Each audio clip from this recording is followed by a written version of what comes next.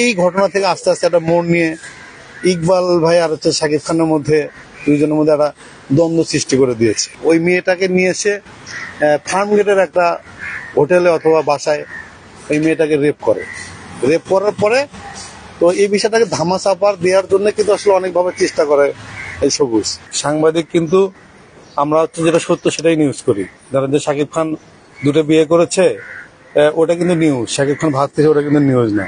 আর আমি এটাও বলেছি যে আমরা কিন্তু শাকিব খানের খাই না। ওইটা বলার পরে আমাকে ইনবক্সে সবুজ যে ওর মেকআপ ম্যান শাকিব ভাইয়ের আমাকে লিখছে যে নিজেই ইন্টারভিউ দিলি, নিজে আবার মানে পোস্ট করলাম।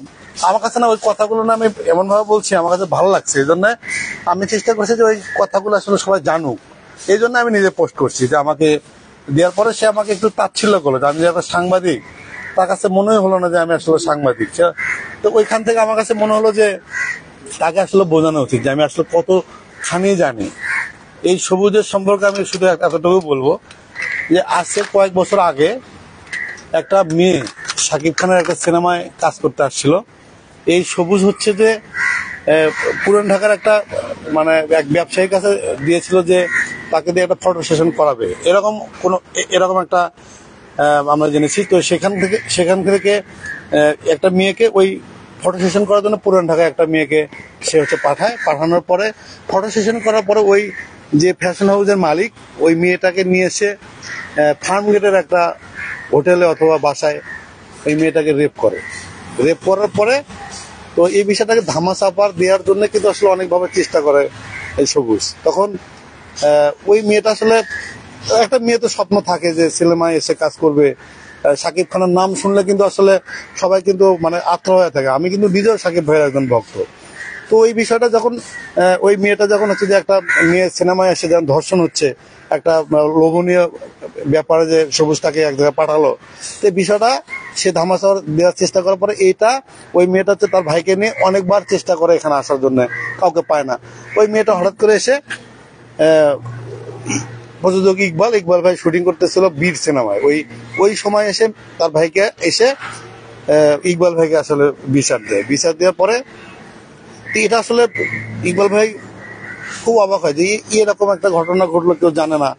ঠিক আছে, তো ইকবাল ভাই বিষয়টা শাকিব খানকে জানায় যে এরকম একটা ব্যাপার, সবুজে এরকম একটা কাজ করতে কি করব।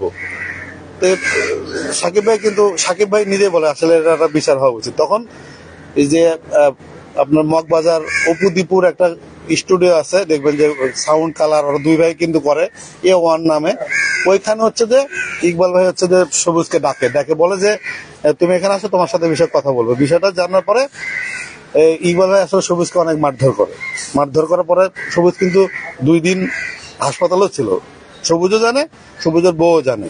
তো এই হাসপাতালে থাকার পরে বিষয়টা হচ্ছে যে সে কিন্তু কন্টিনিউ অনেকদিন কিন্তু শাকিব খানের সাথে কিন্তু তার ডিসকানেক্ট ছিল। আমিও কিন্তু জিনিসটা কিন্তু জানি। তো এখানে হচ্ছে কি যখন হচ্ছে যে সবুজ যেহেতু দিন শেষে কিন্তু শাকিব খানের সবকিছু, সবুজের বাসা ভাড়া, খাওয়া দাওয়া বেশ সাপোর্ট কিন্তু শাকিব খান করে। সেখানে আমার কাছে মনে হয়েছে যে এই ঘটনা থেকে আস্তে আস্তে একটা মোড় নিয়ে ইকবাল ভাই আর শাকিব খানের মধ্যে দুইজনের মধ্যে একটা দ্বন্দ্ব সৃষ্টি করে দিয়েছে আমার কাছে মনে হয়। আমি শুধু সবুজকে এতটুকুই বলবো যে আমরা সাংবাদিক অনেক কিছু জানি, এছাড়া তার ফ্যামিলির অনেক কিছু আমি জানি, কিন্তু বলি না। যখন আমার সাংবাদিক হিসেবে তাচ্ছিল্য করলো, তাই এই জন্যই আমি এই ঘটনা আপনাদেরকে জানালাম যে আসলে একটা মেয়ে যখন হচ্ছে যে শুটিং এ করার কথা বলে যে চলচ্চিত্র আসে, সেই একটা পুরান ঢাকার ব্যবসায়ীকে দিল, তারপর সেই মেয়েটা ধর্ষণ হলো, সেই বিচার কিন্তু ইকবাল ভাই করার পরে এই বিষয়টা কিন্তু শাকিব খান জানে। আপনারা যদি কেউ মানে চেষ্টা করেন শাকিব খানকে জিজ্ঞেস করেন, এই কিন্তু শাকিব খান জানে। আর যদি বিশ্বাস না হয় আপনারা নিজে প্রযোজক ইকবালকে এই বিষয়টা বলবেন।